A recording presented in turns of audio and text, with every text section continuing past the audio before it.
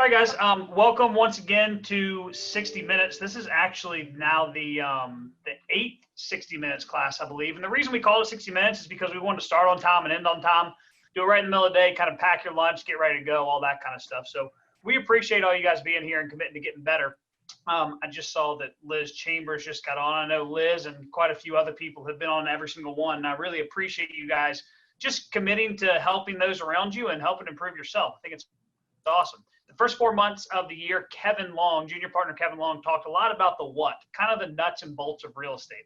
Larry's going to finish off his portion of the 60 Minutes classes today by finishing up his section on the why. And I know today is going to be a lot of Q&A type information for you guys to kind of put a stamp on Larry's stuff. So Larry, we really appreciate you and everything you've done. And then finally, I'll end with the last 4 months of the year, and I'm going to be talking more about the how, and I'll give you guys some more information on that as we go. But with that being said, Larry, I'll go ahead and turn it over to you. I know you got a little quick presentation for these folks, and then you're actually going to bring in one of our preferred loan officers as well as our preferred attorney just to kind of answer a few more questions that anybody might have. Strong. Thanks, man. Yeah, the guest speakers that we'll have today, I think will be really beneficial, and I'll mention this in a minute, but there'll be a really brief Q&A portion with each of them because today's all about smooth closings, and those are the two key people that can really help you have a smooth road to closing. So last class, we talked about systems and structure, right? Like how to be the eye of the hurricane instead of being trapped in the hurricane.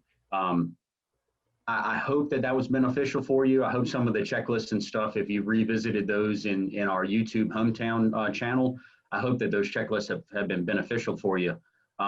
But today, like Ben said, today's more of a Q&A format. Being 2/3 of the way through the year and through this program, so we've kind of learned what to do from Kevin, right? I'm a new agent or I'm a vet, but what should I be doing with my time? And then I've been trying to kind of tackle the various whys, why we do what we do, why we work as we do, why we set goals. So we've discussed goal setting. We've discussed, of course, smashing goals and then setting more. So adding checklists.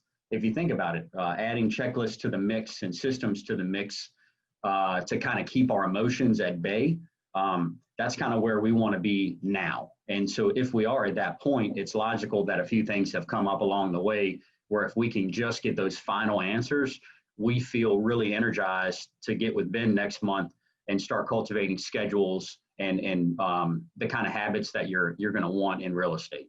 And of course, we'll tell you about that at the end of today's class. So who do we have today? Today, probably around 12:25, 12:30, two guests are going to jump on here with us. The first guest, you may or may not know her. The first guest is going to be Abby Allen with Town First Mortgage.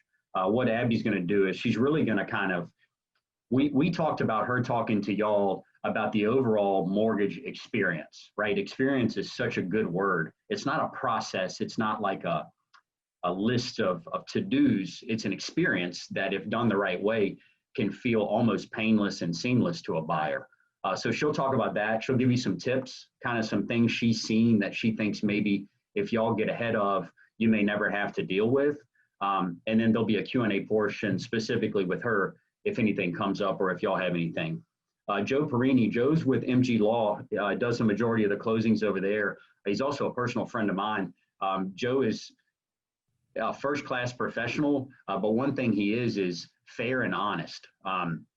So what he's going to do is he's going to talk about very similar things to what Abby's talking about. Hey, these are the things I see frequently that delay closings. These are things I see frequently that cause deals to fall apart. And the idea for y'all is, hey, knowing that, it makes it easier for us to get ahead of those things or to come up with some systems to minimize them if they've got to happen. So I've got 6 questions. We got a lot more than that, but I got 6 questions kind of whittled down, and I wanted to try to talk about each in detail before Abby and Joe jump on the call with us. These questions, just so you know, have come from veteran and new agents, but today is going to be cultivated more towards those agents that are at 18 months or less. So the first question, which I thought was great, and Kevin touched on this, I think in like our very first class, but what is the best thing that a brand new agent can do first, right? not what they can do day to day, but first, your first week on the job, what is the most impactful thing you can do? So let me preface this by saying, while this is my opinion, these are answers that I verified with a number of team leaders, number of top producers at Hometown, and we're kind of all in agreement about this. The first thing that an agent can do would be to form your database, right? Buffini CRM is really easy, but my original database, I'm ashamed to say, was index cards in kind of an index card box. The front of it would be contact info, and then the back of the index card would be kind of my communication efforts. And thank God technology has come a long way since then. But not having any type of database really has you winging it on a consistent basis. But forming a database, it automates your prospecting and lead generation. But if you don't have one, there's nothing to automate. So whether it's in an Excel spreadsheet, on index cards, or in a fancy computer program, the first thing I think any new agent should do is form their database. What a database is in the beginning, it's people that you call and let them know what you're trying to do with your life, how you're trying to do it, and you ask for their support. But I think the key point we miss when we're adding people to our database is getting the commitment from them. So the best advice I can give you is knowing that so many people know several realtors, and none of us are that special. You want to do something to separate yourself from them, and consistent contact, making them a part of the fabric of your business is going to be a really good way to do that. So first and foremost, get your database formed. Your names, your emails, your addresses, your birthdays, wedding anniversaries, all of those reasons to call, email, or text throughout the year. But then I think Kevin put it best. From there, I don't have a sexy answer for you. From there, I think it's 5-3-1. And I think it's 5-3-1 as many days of the week as possible, preferably Monday through Friday. 5 calls, 3 notes, 1 pop by. It might sound daunting, but if you can get away from the actual 5, 3, and 1, you realize that calls can be made very quickly. Notes can be written very quickly. And 1 pop by doesn't have to take, 3 hours. Don't do it like Kevin Long plot by. You got to hang out for just a little while, not a long while. But think about those 2 things, right? Very, very simple. I formed my database. I got some names on paper. There's no right or wrong number. And then from there, I came up with a system of what I was going to do with those people. Each day, I'm going to call 5 of them. Each day, I'm going to write 3 notes. Be smarter to write 5 because you're making 5 calls, and you could very easily write notes to the people you just talked to. And then the pop by. But what you do, what you write, and what you say are the most important things. So committing to act is not enough. Communicating how your business works and being vulnerable with people about what you need. I think that's the final piece of the puzzle where if you do it, your results go up exponentially in lieu of if you just put some people in your database, you start marketing to them, not necessarily knowing the level of support that they have for you. So just keep that in mind. Next question. I've heard that some agents meet with clients up front. Why is this a good practice? I wrote down kind of a generic answer, whether it's for the buying side or the selling side. But what I wrote down was meeting with clients up front sets the table for the entire experience. An upfront meeting is a fact-finding mission and a brain-sharing session. What I mean by brain sharing is Liz, for example. Liz is always in the mix. She's active in real estate. I want to get together with Liz. I want to try to figure out how I can think like Liz. So when Liz is at work, and I'm representing her on the real estate side, I'm kind of thinking like her on her behalf while she's busy doing something else. And this is a really good service to give to your clients because it shows them that you listen and you heard what they told you they were looking for. And you're showing them consistently that you did that. So it's really, that meeting is the first chance to show your buyer or seller that they're a top priority to you, right? I cared enough about you to meet with you.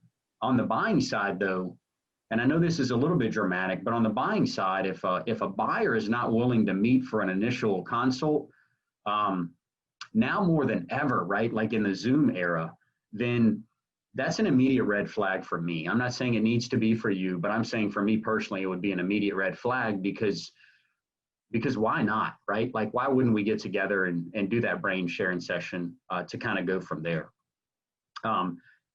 It can also be, that red flag could be something that could really bite everybody in the rear as the deal goes on. So all that much better reason to get ahead of it. You may, new agents, specifically new agents, maybe a year or less in the business, you may feel compelled to show people homes. You may feel compelled to show buyers homes without doing that initial consult. And I know how hard it is to be vulnerable with them about the impact of the consult. And I also, in some cases, think that it's okay for them to show, it's okay for you to show them one or two homes. It's not something that I recommend making a common practice for, but I do think every now and then, if you show a client 1-2 homes at the most, it can kind of show them the value of sitting down and talking about the experience and what to expect. But you kind of played it their way. You showed them that their way didn't necessarily work as well as your way, and you can kind of redirect them to what you need them to do. So hopefully that helps in terms of why you should meet with clients up front. On the selling side, it's the only way to find out everything you need to know about what they owe, where they live, the condition of their house, and all that good stuff. So on the selling side, a lot of it is kind of self-explanatory. Third question is, in our current market, what can we do to give our buyers the best chance to get the house, right? Like, most of us know what market conditions are right now. It's a bit challenging on the buyer side, and it's a excellent opportunity for sellers to cash in. Great for sellers, tough for buyers. But there's a lot that we can do as buyers agents to have our buyers prepared when opportunity strikes. I wrote down a few things that I think may help you structure your purchase agreements a little bit better and give you a exponentially better chance of getting your deals ratified in lieu of losing out to another offer. So first and foremost, earnest money deposit. I recommend, especially if the client is putting money down, I recommend making the highest earnest money deposit possible, right? They're already putting that money down. And I know this has them doing it sooner than they planned on it, but it does show the seller that the buyer's invested in the home. If you're buying a $300,000 house and you're really only willing to make a $500 deposit, but you're going conventional 20% down, if I'm representing the seller, I look at that and that's a small red flag for me. It makes me wonder if at the first sign of adversity, you may turn tail and run, try to get out of the contract for any small reason. But let's say that same buyer had a $3,000 earnest money deposit. The vibe on that is completely different, because while one person may walk away from $500, I don't know that many are going to walk away from $3,000. So kind of a basic method there. Make your inspection time frame as short as possible. That's an easy tip to give, right? The harder part of it is, hey, make sure you can back that up. Don't be the type of agent that puts stuff in contracts that you cannot possibly make happen and then scramble to try to make it happen when the time comes.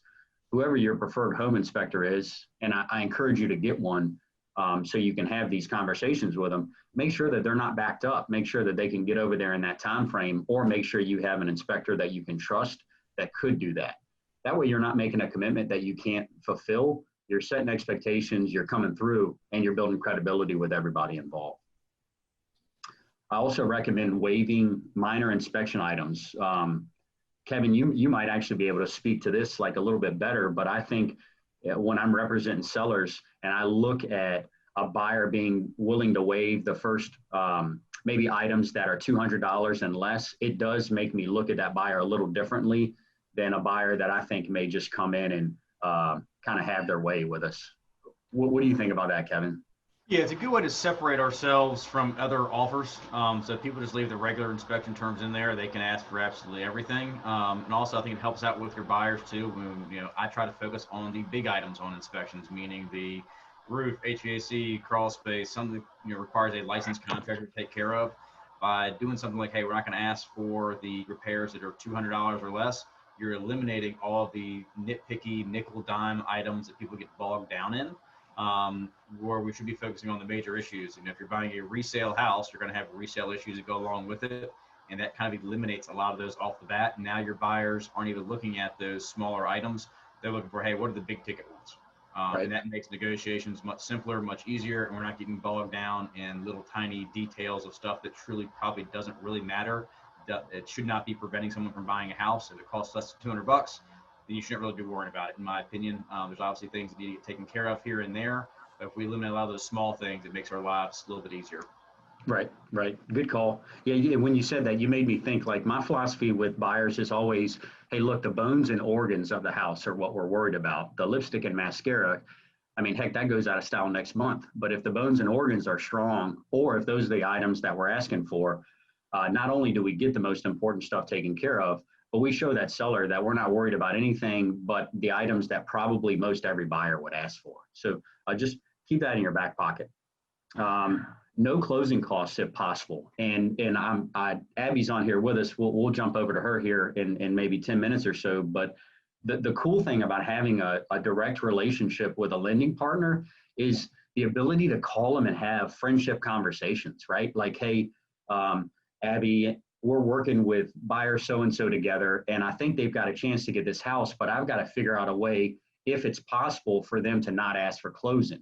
Is there a way for them to restructure their conventional financing to maybe use some of those funds for closing costs so we can get that house for them?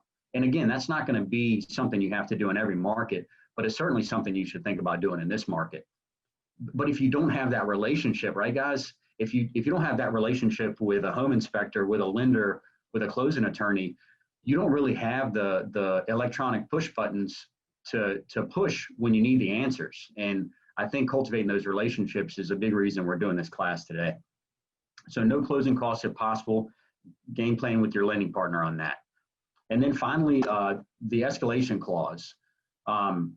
Most vet agents, especially Hometown, are pretty savvy when it comes to escalation clauses. And I know sellers may or may not accept them in the current market, but I do think we should try to use them because it does two things. It shows a seller that your buyer sees the value in their home, but it also tells them that your buyer doesn't want to overpay. So the good thing about an escalation clause is that it limits the top price your buyer will pay for the home, but it raises it only if there are other offers, and it only raises it in increments. I recommend $500 or $1,000 increments. I don't recommend going lower than that because it really doesn't do any good. But if you think about it, right, like list price is $350, we have an escalation clause up to $360. The seller sees that we're willing to pay $360. Now, if we only end up paying $356 because nobody else came close enough, we just saved our buyers $4,000 that the sellers would have been happy to take. And I think when you're doing something like that, you're showing your buyers that you really heard what was important to them, and you did everything you could to keep that $4K in their pocket in lieu of just giving it away freely to kind of get the deal. If you have questions about like what an escalation clause is, where to find it and stuff like that, post it in the comment section here. And once we're wrapped up today, I'll reach out to you directly. I'll tell you where it is, and we can talk more through it. But it's a very, very, very valuable tool in the market we're in right now. If I have a seller interested in selling who as a buyer is also worried about the current inventory situation, what advice can I give them to seize the opportunity with the least risk possible? That's $1 million question for the market we're in right now, right? We probably all have some people out there that now know what their home is worth and are intrigued by the idea of cashing in on that, but they're terrified of where they might go next because, including all of us, we've brainwashed them to let them know that there's no homes out there. So while we've got confidence on one side, we've got fear on the other. I've got a couple of suggestions, but again, these are my personal opinions, and I am no real estate guru.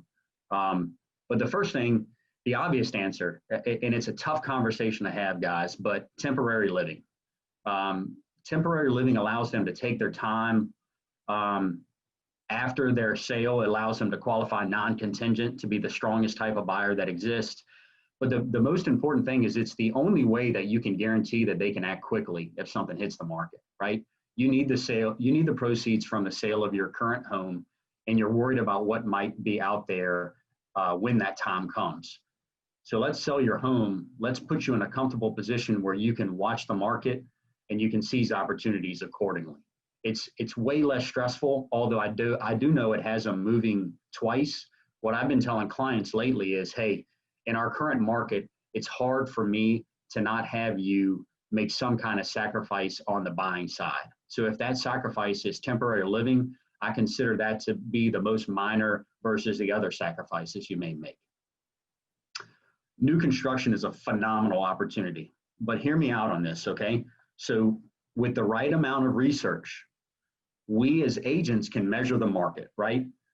I know that I live in a neighborhood that for 5 years now, I can track sales and see that nothing really lasts on the market more than 30 days, on average closer to 14 days.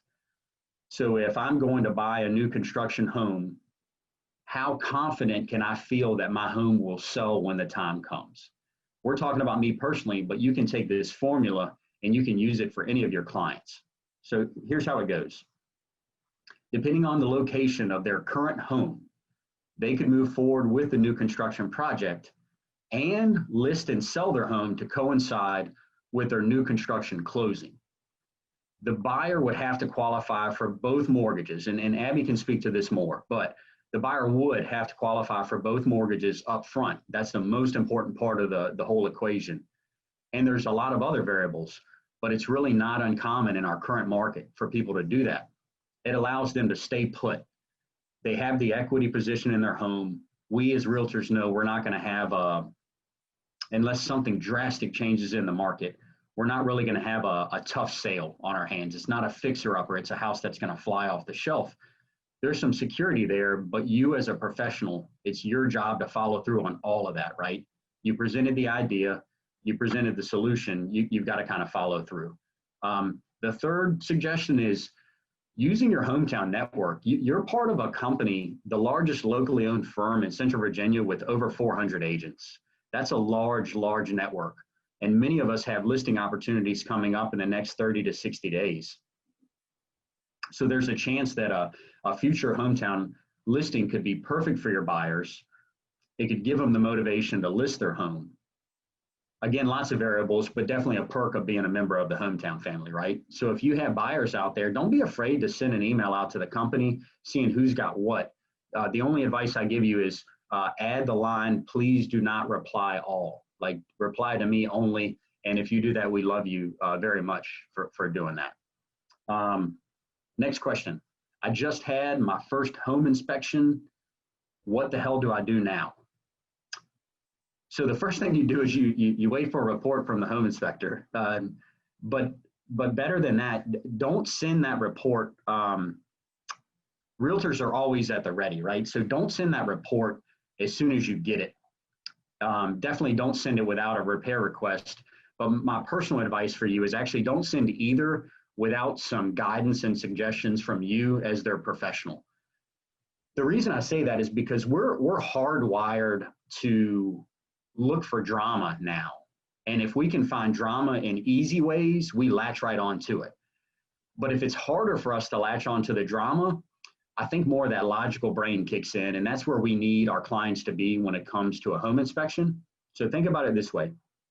You're my buyer, I'm your realtor. I send you the home inspection, the full report, the repair request, and then I let you know that in my opinion, half of the items are very normal. The other half more than likely won't need to be taken care of, and why. When you get that, you no longer assume that you're going to have to fix everything. You no longer feel like someone is, the seller's going to think we hate their house or anything like that. You really bring a good vibe to the deal. You get your buyers to understand that they're not driving the home inspection train, that you're actually driving that train. And it's going to be a lot easier to get them to negotiate after that. So by sending everything at once, along with your professional opinion, you're able to let them know what's normal, what to ask for, what they may not opt to ask for. You can even discuss a credit in lieu of repairs, but I would advise you to see if the agent on the other side is okay with that concept first. Because that credit in lieu of repairs might help their situation.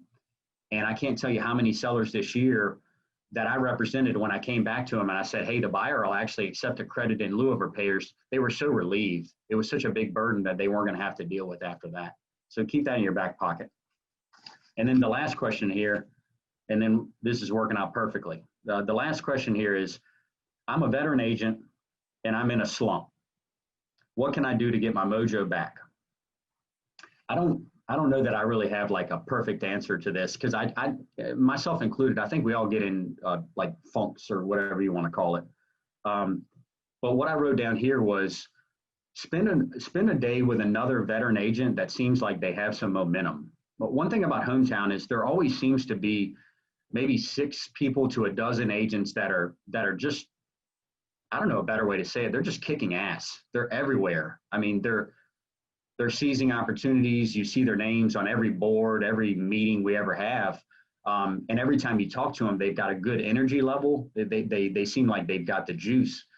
So I say you spend a day with them, but you pick 1 to 2 things that they do that you like, and the very next day you put it into action. But it's got to be a 1-2 thing, right? Spending the day with them isn't going to do anything for you. Spending the day with them and taking action the next day might actually do something for your business and get you on track.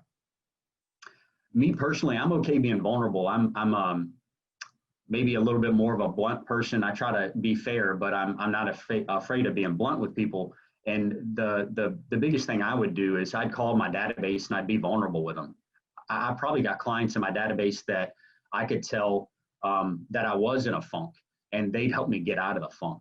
That's one of the good things about real estate. But don't make excuses, right? Educate them on how your business works.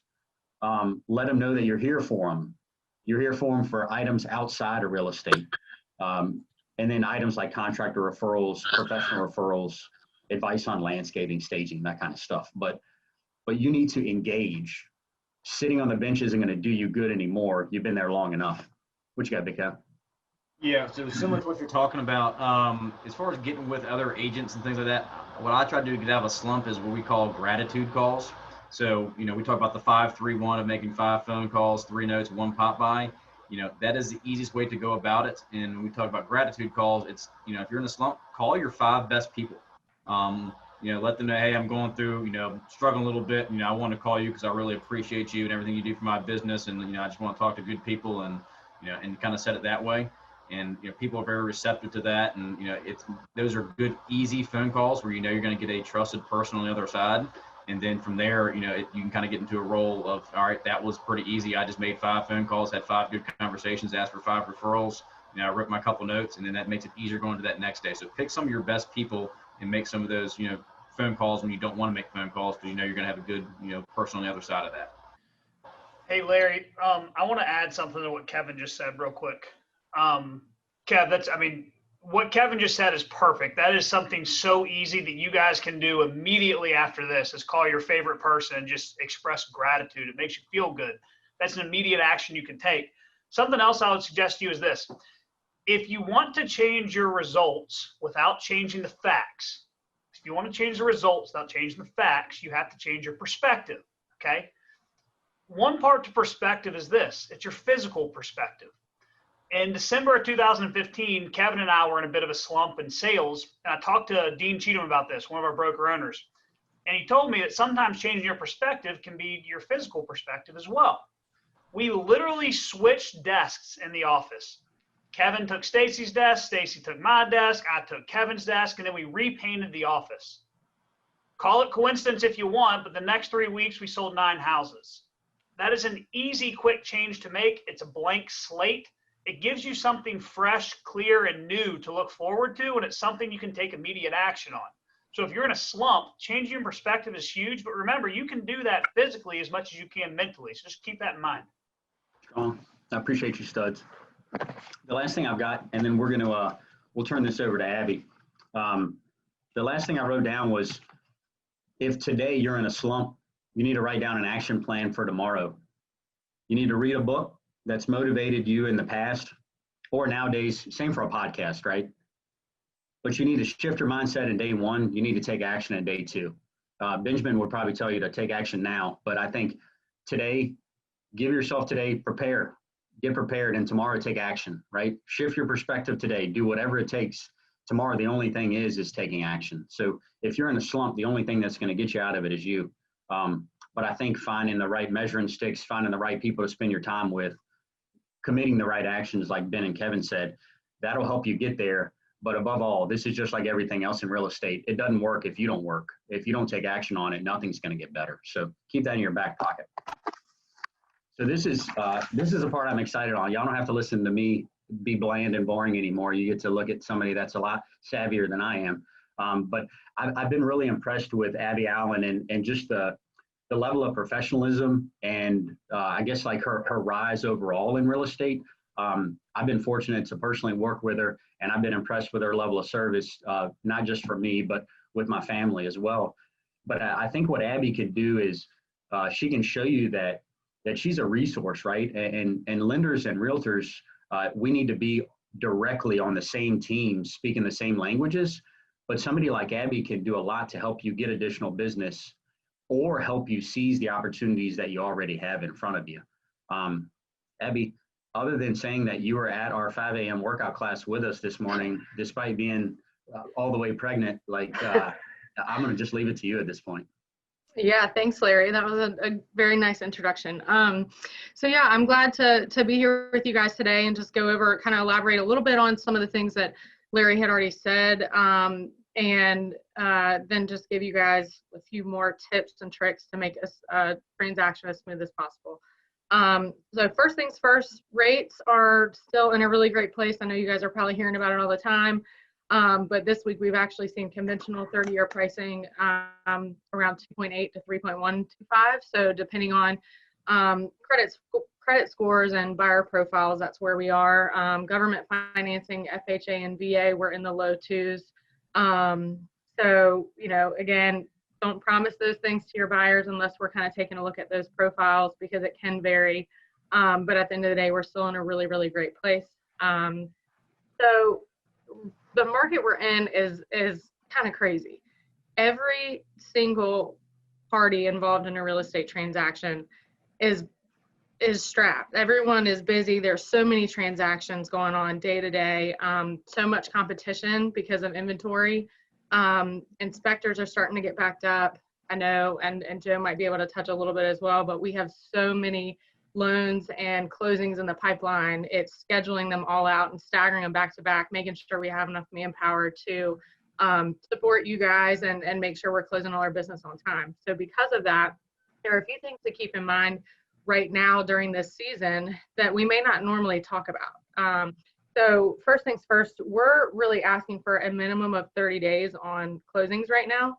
Part of that is because we're seeing, like I said, inspectors taking a little bit longer, appraisers asking for 2 or 3 week turn times, making sure we have time to process all of the paperwork on our end with underwriting. Title has enough time to, Joe and his team has enough time to get everything squared away. And then have time to, make sure all of those pieces fall into place perfectly so we're not pulling our hair out. So 30 days or more is really what we're asking. Not that we can't accommodate less than that, but that's where the communication comes into play. If you've got a situation where we're like, I had somebody last week, they were under contract on a house, fell apart because of inspection. Their house was already closing. It was going to be a domino closing back to back. They had to try to find somewhere else pretty quickly. We got an exception to close them in 2.5 weeks. So we can still do those things for our agents and make sure that our clients are taken care of. But it's just something to keep in the back of your mind that communication, as far as timing in this market right now, is the #1 priority, so that we can make sure we're all, getting through the process as stress-free as possible. So a few things that you guys can do to help with that, even with a 30, 45-day contract, and some loan officers might be different, but typically how I like to do things is you guys get that home inspection and we make sure that at least everything looks all right and things check out before we order the appraisal. Once the appraisal is ordered, the appraiser goes to visit the property, your borrower is on the hook for that fee and the home inspection fee that they've already paid. So we're trying to do our best to still align those things, give them time to at least see the home inspection, make sure they're, you know, if it's FHA financing, there's no roof issues, wood rot issues, anything we need to strategize around. If there are, and if there are things that are going to make the deal fall apart, like I said, we don't want them paying that $500 appraisal fee. They don't have to, but we also need to make sure we have enough time to get the deal done. So trying to get those quick inspections. I know Larry said that's also a strength in an offer. But, you know, again, goes back to communication, letting us know, hey, we're trying our best to get the inspection. We have to order the appraisal 15 days after ratification anyways, but in this market, we can't wait that long on a 30-day contract. So really just keep us in the loop. We'll work together. And as Larry mentioned, the relationship with all parties involved is so important, more important now than ever, because we really need to make this a cohesive process, make sure we can jump through all those hoops together and end up at the closing table with everybody happy. So moving closing dates and lock expiration dates is also a big factor right now. So I can't harp on it enough. Just communicate with your lender, and you know, hopefully we can make everything work out as smoothly as possible.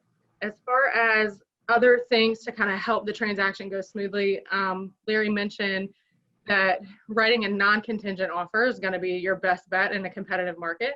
So even if your buyer is planning on selling their house, if we can have a plan B and we can say, hey, I'm going to issue a non-contingent pre-approval letter so that you guys can show your best strength, but we plan on the back end to go ahead and sell their house, have their proceeds, and that's the way that we're going to proceed.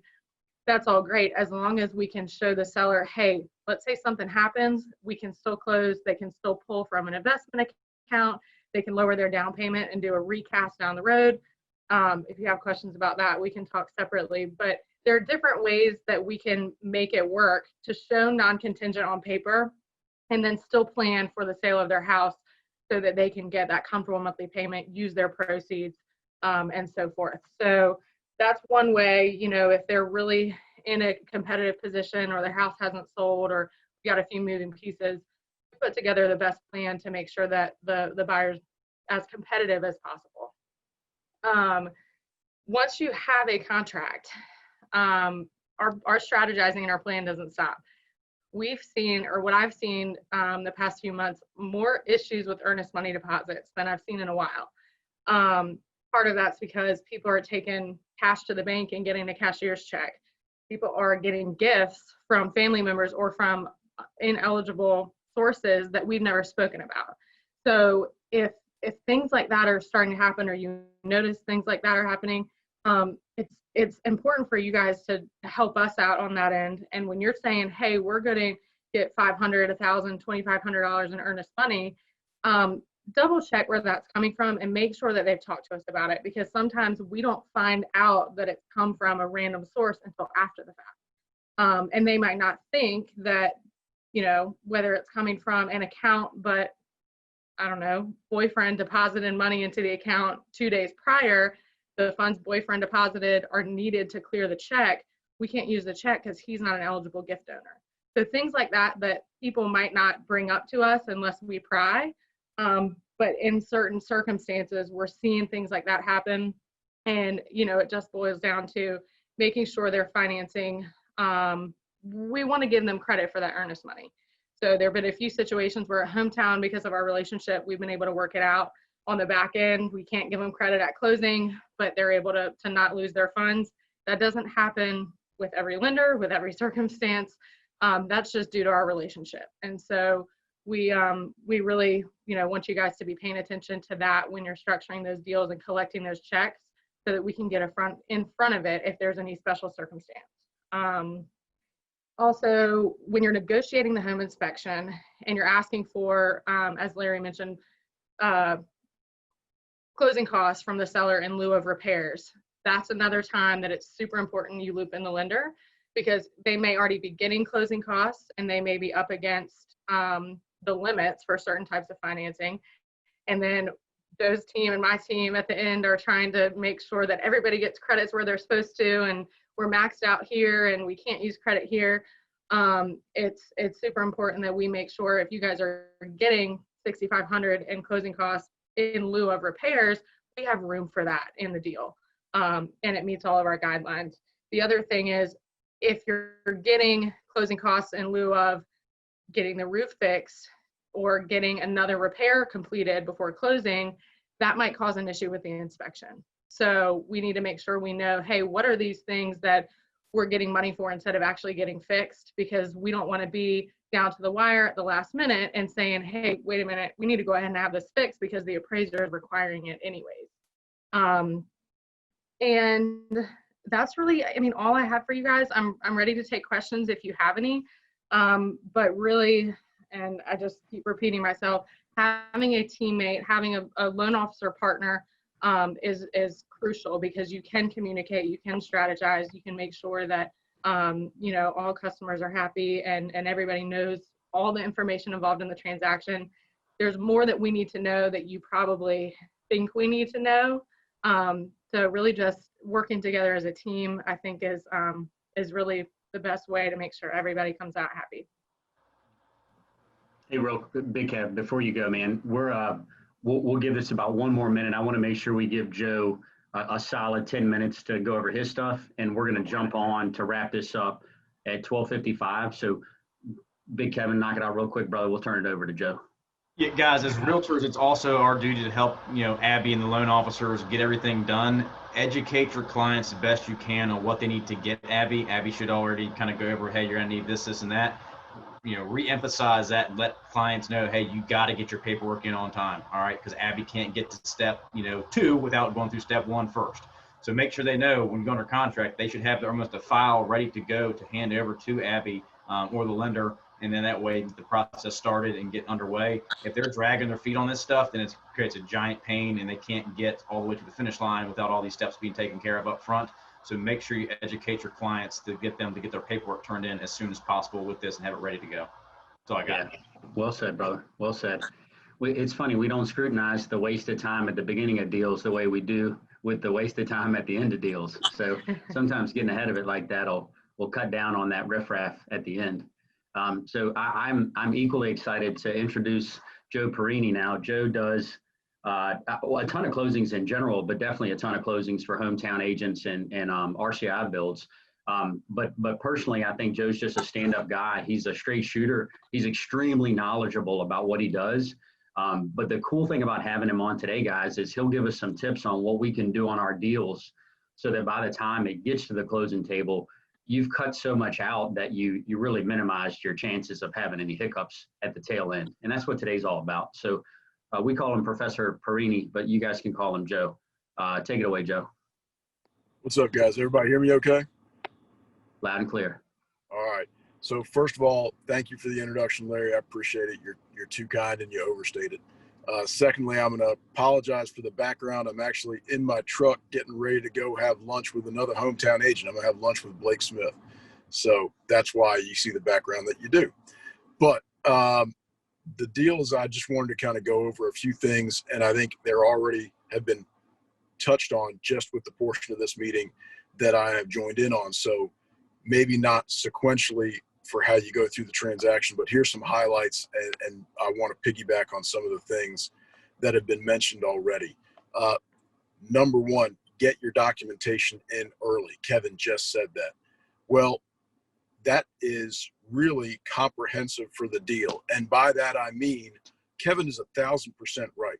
Coach your clients on what they should anticipate the lender needing, have them ready to prepare that and deliver that in complete order as much as possible. You never know what the underwriter's going to ask for, but get ahead of it. But that carries through to your duty as well as an agent.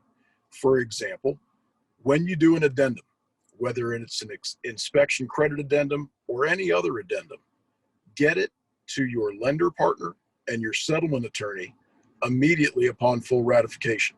Your job as an agent is to make sure I do my job, right? In many ways, or really I need to follow through, but I can't do my job. Abby can't do hers without all the information at hand.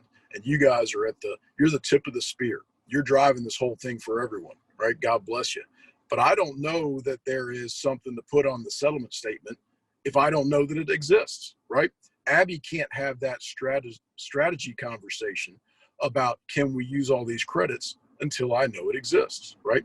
Your job as an agent isn't done with that addendum until all parties have it and you know they have it, right? So there's one thing. Number next, cash to closing. Huge stress point for clients, especially folks that haven't been through this rodeo before. So one thing I tell people is, yeah, you gotta have certified funds. And people then get all excited and anxious over, I need to know to the penny what those certified funds should be. In an ideal world, 100%. But we don't live in an ideal world. And getting back to whether there's last minute changes or there's backlog issues in the industry, as Abby alluded to, sometimes a client is ready or they're anxious and they think they need to get certified funds and we don't have that number hammered down to the penny. Here's what I tell people. Get me certified funds, which means a cashier's check or a wire, and never wire without verifying those instructions, guys, right? Quick tangent. Cashier's check or a wire in the amount that your lender last told you on the last CD you had, or if you've got the ability, round it up a little bit. And then day of closing, walk into your settlement attorney's office. I hope it's mine, but anybody, there are a lot of good people out there, with a personal check in hand. If there's a little bit more money that's needed, I know I will, many of my colleagues will, accept a personal check for some small amounts. I use $500 as a guideline, but that's not Bible chapter and verse. If there's a little bit more money needed, we'll take that personal check for the underpayment, right? If you brought too much, that settlement attorney by law, and most of these people are stand-up folks, they're going to get that money right back to you, right? And they'll take your instructions on how. We'll wire it back to you. We'll cut you a check, which can be UPS'd, mailed, or you can pick it up at my front desk as soon as I cut it, right? So that's how I would coach your clients not to get geeked out, stressed out about, I need to know my number right now, right? Number next, think about occupancy early, meaning what's your closing logistics, and talk to your professionals. Make sure your clients know that they need to talk to you about what does that closing logistic process look like. I say that from my perspective because I so often see contracts, especially when I've got the same client selling one, buying a new, and everything's closing the same day. Guys, that's difficult. And there's so many things that can go wrong in any transaction. Now you've multiplied that by 2. And the folks need to have a contingency plan, that the ability of, hey, we're going to pack up the house in the morning and it's going to close, and we need the cash from that to then go to the lawyer's office and buy the new one in the afternoon, and we're going to move that evening. That is a recipe for a blow up, right? Whether it's early occupancy, rent back, maybe they've got money from other sources, maybe they're putting stuff in storage and they're going to go stay with family for a week. Whatever it is, have a plan that doesn't rely on everything happening on the same day. We're going to work to make it happen. I know Abby's going to work to make it happen, but it doesn't always occur. So think about those things early. Here's another one. Late credits and deals, too much credits and deals. Abby alluded to it. Number one, getting on the points we had earlier, clear communication, talk with your partner, strategize. There are ways we can attack it. But you'll ultimately have so many situations where you get down to the end and there's going to be a credit that can't be used. Couple of things on that. Number one, legally, and I'm going to tell you every time, and I know Abby will, any money changing hands in the deal better be on that settlement statement. I know, I am not an idiot. I know that there are Lowe's gift cards and personal checks all the time. And I know it exists, but doesn't mean it should happen, right? The other way that I will advise you to try to attack that, especially when it's a bigger ticket item or relates to a particular repair, if the work's actually going to be done, have a contractor give you an invoice, have it put on the settlement statement as a seller cost, have a check cut, and then you as the agent or your client hold it and give it to that contractor when the work's done. Now that necessitates that the work's actually being done. I've had situations just recently where we're talking about, well, it's a credit because the roof's not really great, but it's not like we're going to get the roof work done now. It probably is going to last another 3 to 5 years. We're going to have to get it done then. That's a difficult situation, one in which you've got to go back to price reduction or some other way to really address this, which is going to mean more underwriting and a delay in the closing date. But if you're not backed up against that corner, I'd refer to my previous answer. So there are a lot of things that can go sideways, but that's just a couple that come to my mind. And I hope that gives you some thoughts on maybe addressing some of those problems. Yeah, that's real strong, Joe. And to piggyback off of you, I think hearing it from you directly, it just resonates more with us. You know what I mean? We see it on such a smaller scale than you do. You can kind of pinpoint these things that we should be doing, being aware of. And I think everything we talked about today, the common thread was communication with the team involved, communicate and consistent communication, regardless of what's going on in the deal.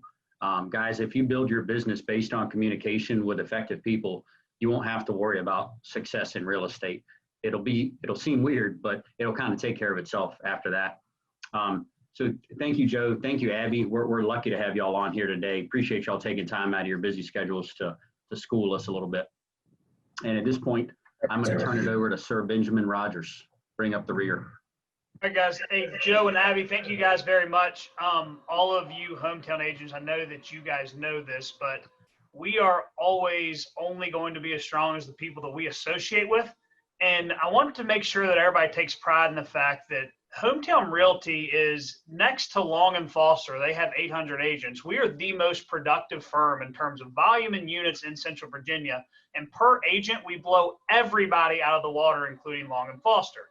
Make sure you take pride in that and work to be one of the best ones. And the reason we are so good is because we have people like Abby and Joe, and we're just so lucky to have those people. So use them and ask them questions. And those are folks that are going to help you out. And in the end, we like to work with the best of the best, and Abby and Joe are certainly some of those people. So thank you guys very much.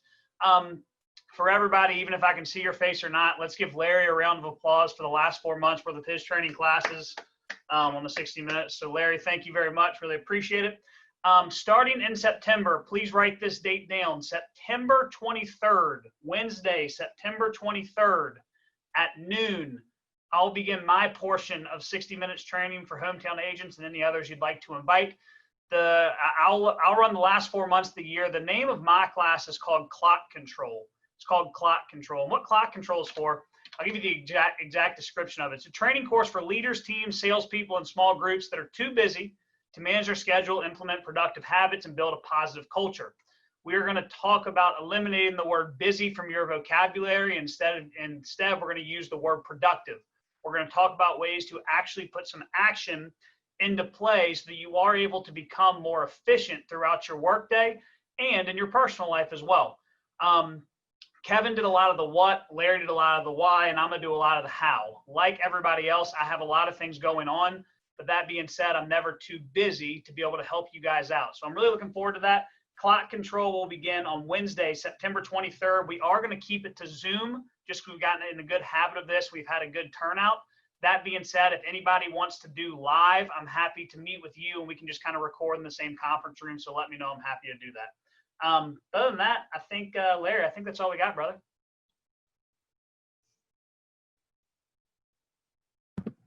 I was that guy. Sorry, y'all. So we'll wrap up a couple of minutes early, but I can't stress the importance of what we've talked about today. We're in an era where it seems like the more passive the communication, the better. And I personally disagree with that wholeheartedly. Every time I have an issue, it seems like it's solved through direct communication.